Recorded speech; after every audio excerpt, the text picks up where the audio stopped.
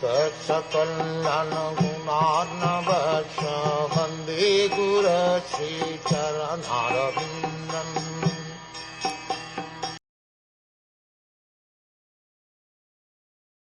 Maitreya Muni was greatly attached to him, the Lord, and he was listening in a pleasing attitude, with his shoulder lowered. With a smile and a particular glance upon me, having allowed me to rest, the Lord spoke as follows.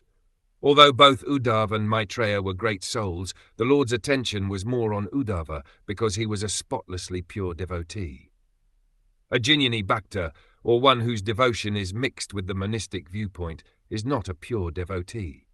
Although Maitreya was a devotee, his devotion was mixed.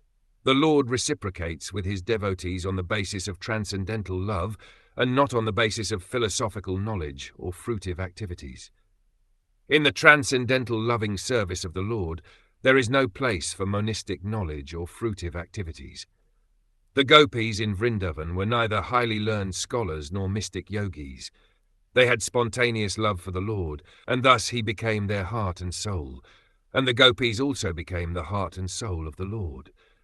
Lord Chaitanya approved the relationship of the gopis with the Lord as supreme.